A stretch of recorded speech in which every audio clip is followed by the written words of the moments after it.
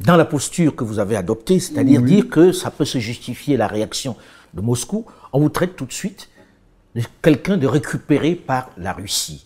Et c'est ce qu'on reproche au Mali, c'est ce qu'on reproche au Burkina Faso, c'est ce qu'on reproche au Niger. Pensez-vous que ces États sont entrés dans la guerre froide à nouveau et sont des satellites de Moscou sur le continent? Mais de toutes les façons, si on les traite de la sorte, qu'est-ce que ça peut faire? Ça n'a rien à voir. Ça ne fait ni chaud ni froid. Oui, moi si on me dit que je suis récupéré par Moscou, mais vraiment ça me dit rien. Mais et alors rien. Et alors rien. Parce que qui me juge? Qui me juge? Vous n'en avez rien à faire de la réaction des pays occidentaux? Non, non, non, non. C'est-à-dire que il ne faut pas que les Africains se laissent intimider par les jugements de ceux qui veulent couvrir leur basse manœuvre. Voilà. Le monde est secoué de part en part par des conflits, comme vous voyez. En dehors de l'Ukraine, aujourd'hui, les conflits se sont déplacés au Proche et Moyen-Orient. Oui. Israël, à Gaza, Israël en Palestine, Israël aujourd'hui au Liban, avec l'Iran qui réagit. On est en train d'assister à un embrasement. Quel est le regard que vous avez sur cette guerre, d'abord en Israël aujourd'hui, contre la Palestine? Vous savez, je suis triste. Je suis triste parce que je suis chrétien. Je suis chrétien catholique. Vous avez changé alors. À un moment donné, vous n'étiez plus catholique. Oui, à un moment donné, j'ai été évangélique, mais maintenant je suis revenu au catholicisme. Et donc, étant chrétien, ma référence, c'est la Bible. Voilà. Donc, je vois l'abus que certains font de la Bible. Voilà, Israël, c'est le peuple élu. Donc.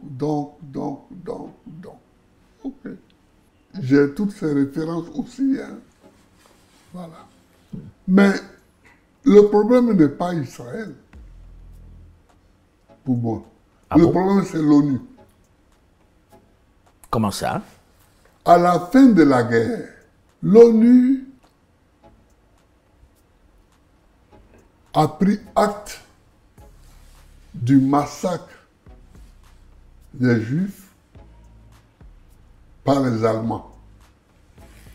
C'est-à-dire, le massacre était même au temps d'Hitler,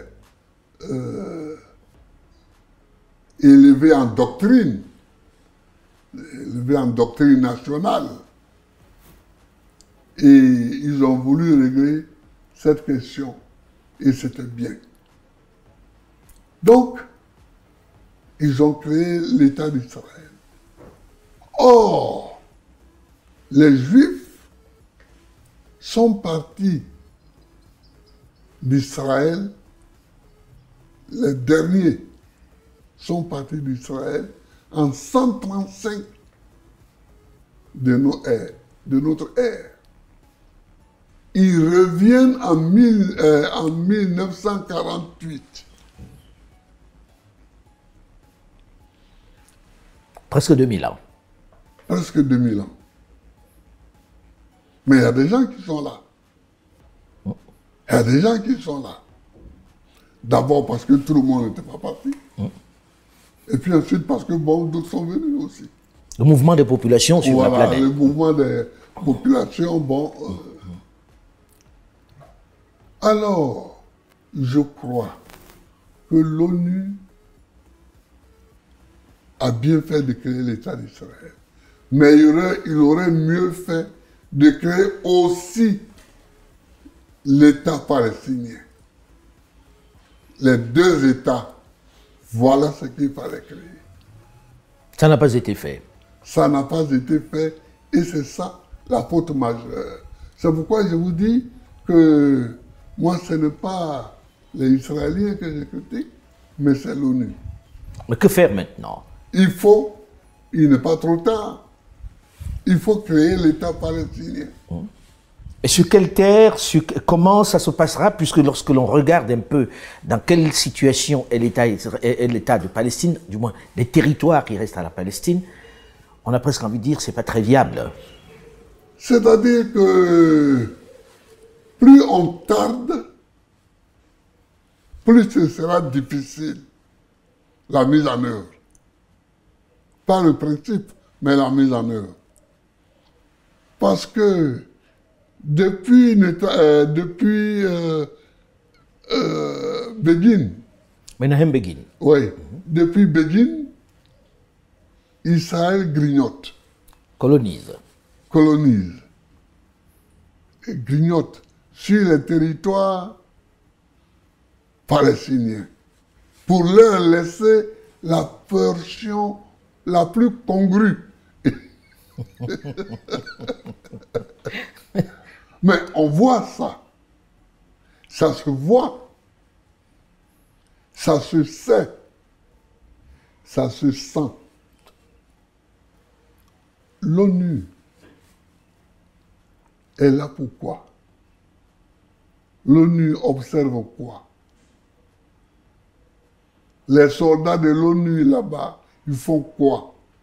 Il faut prendre la décision d'abord au Conseil de sécurité de créer l'État palestinien. Et deuxièmement, il faudra engager les discussions pour délimiter cet État palestinien. Ces discussions vont engager Israël, bien sûr, l'autorité palestinienne, la Jordanie, etc. Le Liban. Le Liban, la Syrie. La Syrie.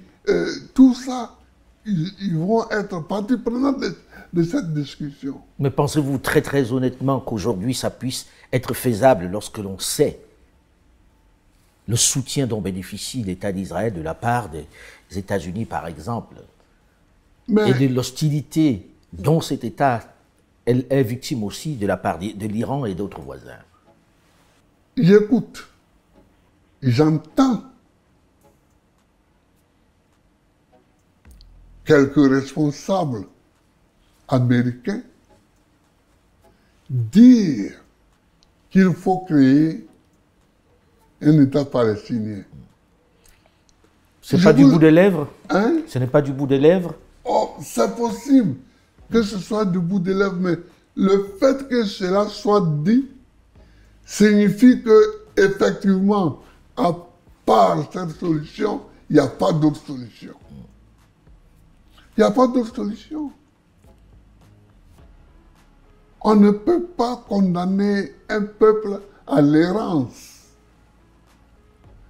C'est ce qu'on a fait en 135 en condamnant les Juifs à l'errance. Et c'est ça qui a mené tous les drames que les Juifs ont subis. Au fil des siècles. Au cours des siècles, jusqu'au XXe siècle, arrivé au summum avec l'Allemagne hitlérienne. Donc il faut éviter cela. Il faut éviter cela. Monsieur le Président, j'ai envie que nous évoquions aussi, puisque vous parlez de l'ONU, vous avez parlé de la CEDEAO tout à l'heure, vous avez parlé de l'Union africaine, la francophonie.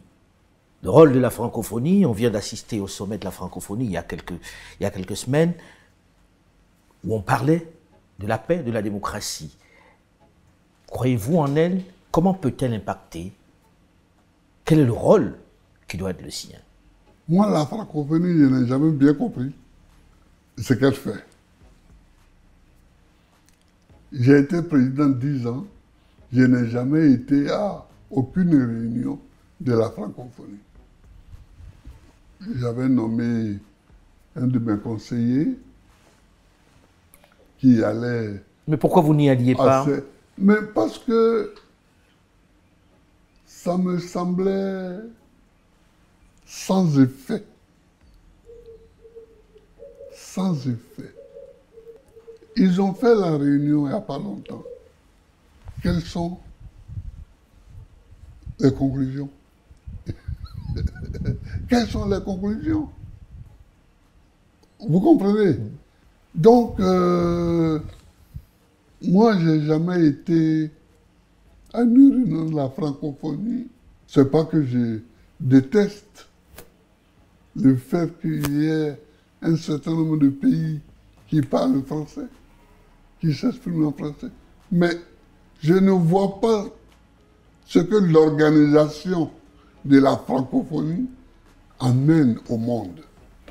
Je ne vois pas. On arrive presque au terme de cet entretien, Monsieur le Président, et j'ai envie de revenir à la question ivoirienne. Oui. La question ivoirienne aujourd'hui, c'est que comment vous faites pour être candidat et comment vous arriverez, puisque c'est l'appel que vous avez fait à Benoît, Oui. à réunir l'opposition ivoirienne pour aller de façon coordonnée Oui.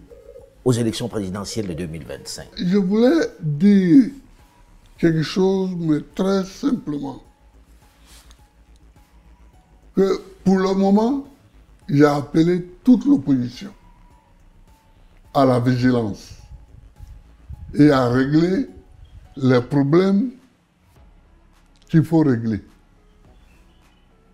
J'ai parlé de la crédibilité de la CEI, j'ai parlé des listes électorales qui sont plus qu'imparfaites, qui sont plus qu'imparfaites. J'ai parlé de quelques noms qui sont Absent des listes électorales. absents des listes savamment. Et comme par hasard, absents des listes électorales, j'ai parlé... Dans le vôtre. Dans le mien, j'ai parlé de quelques découpages électoraux qui ne répondent pas à des critères scientifiques, etc. C'est autour de cela que vous voulez réunir les gens, pas autour d'une candidature? Non, c'est d'abord autour de ça. D'abord. Maintenant, ceux qui se sentent une affinité proche et particulière peuvent se réunir pour dégager un candidat. Mais tel que je connais les Ivoiriens, ils vont tous vouloir aller aux élections. Hein. Bon, mais c'est-à-dire que pour le moment, ce n'est pas... Mais s'ils vont tous aux élections, ça ne fait pas votre affaire, dont celle du PPA-CI, votre parti. Oui, mais au deuxième tour, il n'y aura que 2 candidats. À ce moment-là, tout le monde va se réunir peut-être autour d'un candidat. Voilà. À ce moment-là, Vous pensez être celui-là au deuxième tour? Si on vous laisse y aller. mais j'irai. J'irai. Vous êtes confiant là-dessus? Je suis confiant. Vous pensez que ceux qui mènent la cabale pour que vous n'y soyez pas, qui vous enlèvent de la liste électorale, vont se dire, bon allez, on va laisser le président Laurent Gbagbo compétir? Mais parce qu'ils n'ont pas d'argument. Ils n'ont pas de raison. Et les 20 ans? Les 20 ans de condamnation? Oui, pour avoir braqué une banque. Mais c'est ça. C'est 20 ans, mais 20 ans, condamné à 20 ans pour avoir braqué une banque. Personne, mais Un président les braqueur. mots français ont un sens. Braquer une banque, ça veut dire quelque chose en français. Or, cela n'est pas. Cela n'a pas été. Donc pour vous, vous faites appel au bon sens ou bien à la gentillesse du président ou à... C'est pas sa gentillesse, je pense que ils vont sortir un moment donné, ils vont sortir de leur tremblote. Et puis... Ils ont peur de votre retour, d'après vous? Oh ben je crois bien, parce que j'ai dit qu'on était 4 condamnés. Les 3 autres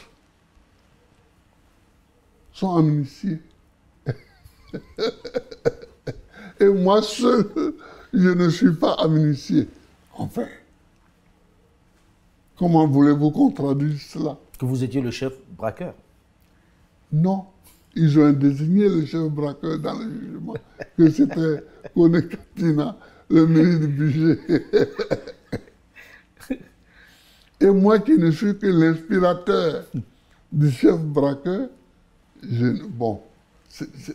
veux dire que c'est d'un ridicule et d'un grotesque